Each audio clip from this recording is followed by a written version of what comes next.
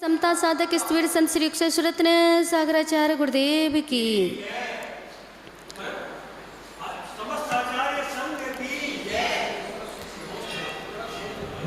चलेंगे।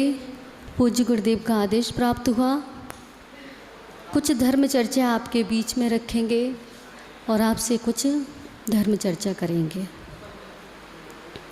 अहो आत्मन, संसार क्या है? संसार अनादिकालीन संसार दुखों से संतप्त, जो अनादिकाल से संसार के दुखों से संतप्त जीव है, वो क्या चाहता है? मात्र सुख चाहता है। और सुख चाहने के लिए, सुख को प्राप्त करने के लिए वह कार्य करने पड़ेंगे जिससे कि हमें सुख की प्राप्ति हो सके। परंतु उपाय तो ये जीव करना नहीं चाहता। सुख के पाने के मार्ग पर ये जीव चलना नहीं चाहता। और इच्छा किसकी करता है? सुख की करता है। आचार्य गुणभद्र स्वामी जी महाराज आत्मानुशासन में लिखते हैं, पापात दुखम धर्मात सुखम। पाप से दुख की प्राप्ति होती है और धर्म से सुख की प्राप्ति होती है। परंतु यह जीव, यह मनुष्य मात्र दुखों को प्राप्त करने वाले कार्यों को करता है। 5 पापों में निरंतर लगा रहता है, कसायों को निरंतर करता रहता है, राग द्वेष को करता है और मोहों में लिप्त रहता है। अगर जब हम दुखों को देने वाले कार्यों को नहीं छोड़ेंगे, उनकी विषय वस्तु का त्याग नहीं करेंगे, तो फिर सुख की प्राप्ति कैसे होगी? परंतु धर्म से तो प्रीति करना ही नहीं चाहते हैं। प्रीति किससे लगा रखी है? पापाश्रव से लगा रखी है। जानकर भी करते हैं और अनजाने में तो पता नहीं कितने पाप होते हैं, उसकी कोई कहानी, कोई गिनती नहीं है।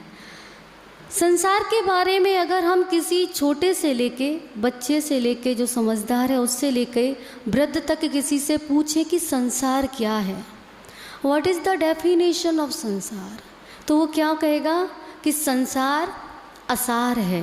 क्योंकि वो बचपन से लेके बड़े होने तक, वृद्ध होने तक सिर्फ यही सुनता आ रहा है कि संसार असार है। परंतु संसार असार कैसे है ये नहीं पता, और संसार में ही सार है ये भी नहीं पता। अगर संसार में सार नहीं होता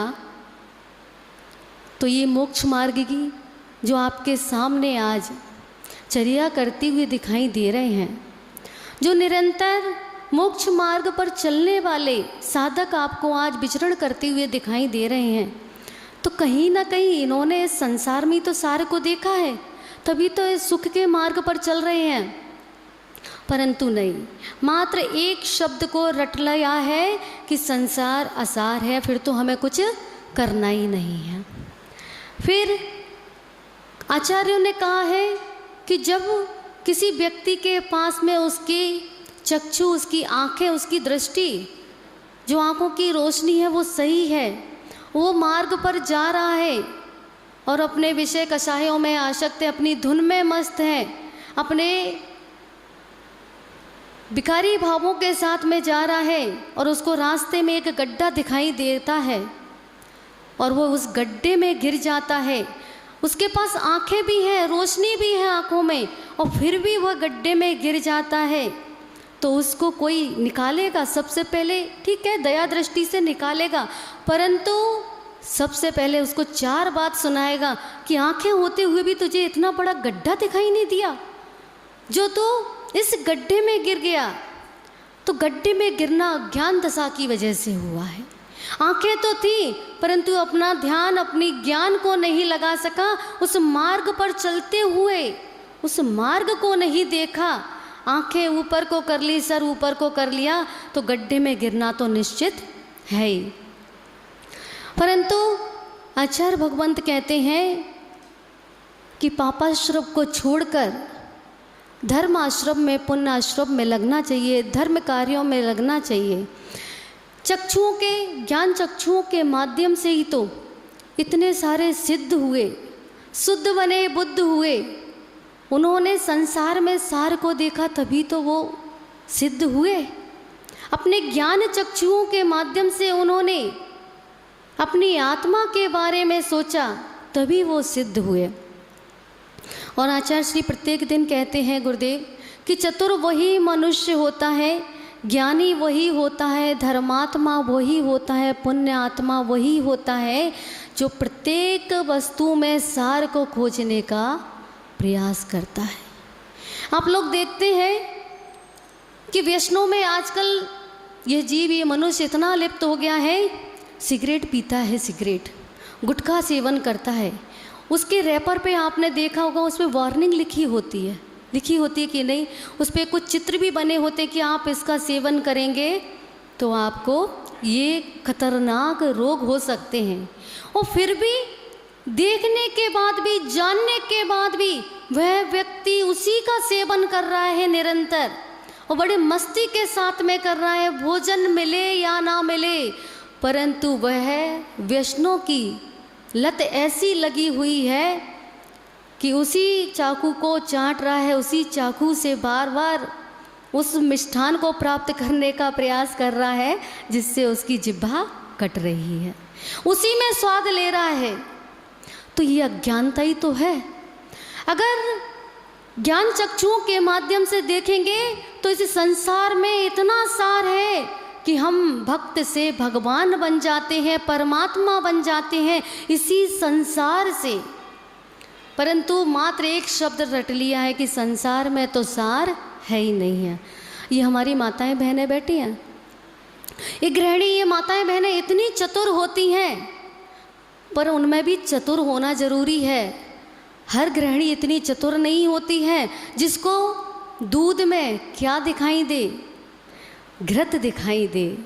वह कोई ही ऐसी माताएं बहनें होती हैं जो दूध को देख करके जान लेती हैं अपने ज्ञान के कारण कि इसके अंदर अगर हम पुरुषार्थ करेंगे तो हमें सारभूत घृत की प्राप्ति होगी।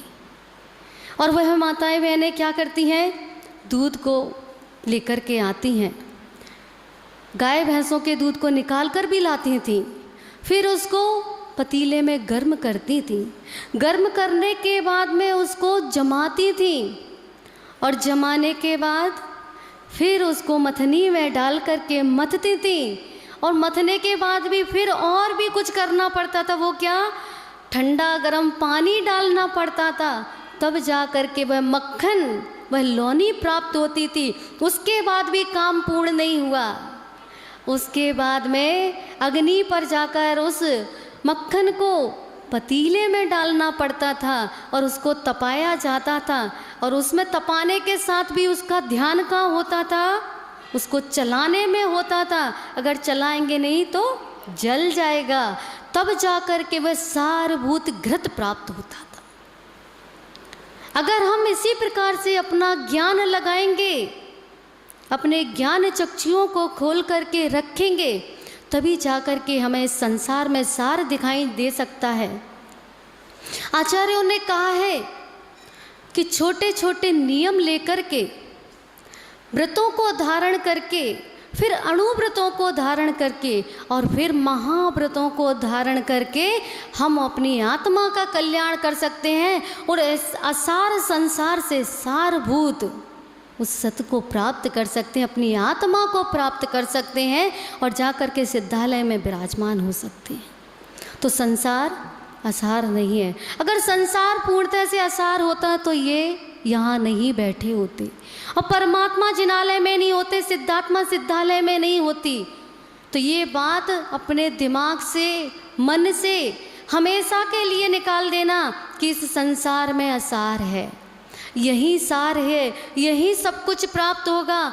परंतु आपका विवेक, आपका पुरुषार्थ, आपकी भावनाएं शुद्ध होनी चाहिए, शुभ होने चाहिए, आपके परिणाम शुद्ध होने चाहिए, तब जाकर को आपको वह सारभूत वस्तु की प्राप्ति होगी। पर हम करना तो कुछ ही नहीं चाहते हैं। ना शुद्ध खाना चाहते हैं, ना शुद्ध बनाना चाहते हैं, न किसी को घर में खिलाना चाहते हैं। इतना प्रमाद भरा हुआ है कि कुछ भी नहीं करना चाहते हैं, सब कुछ अपने आप हो जाए या कर्मचारियों के माध्यम से हो जाए।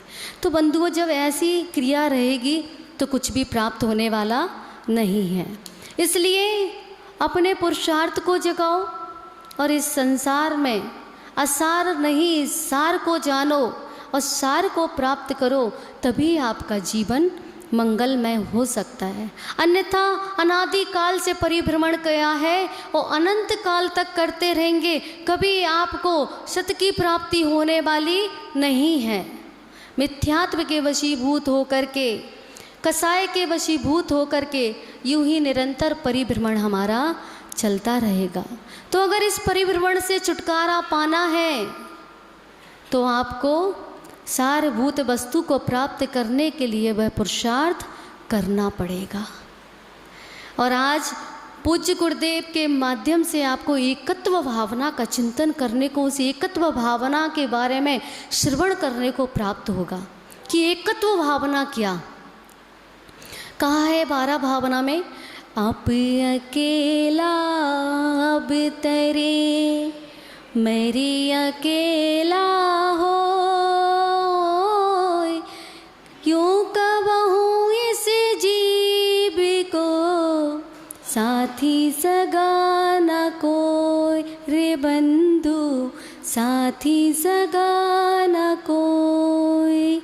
इसी के साथ अपने शब्दों को यही विराम देती हूँ पूज्य आचार्य भगवंतों के चरणों में। नमोस्तु नमोस्तु नमोस्तु को प्राप्त होगा कि एकत्व भावना क्या। कहा है 12 भावना में, आप अकेला अब तरे मेरी अकेला हो, यूं कबहूँ इस जीव को साथी सगा न कोई, रे बंधु साथी सगा न कोई। इसी के साथ अपने शब्दों को यही विराम देती हूँ पूज्य आचार्य भगवंतों के चरणों में। नमोस्तु नमोस्तु नमोस्तु।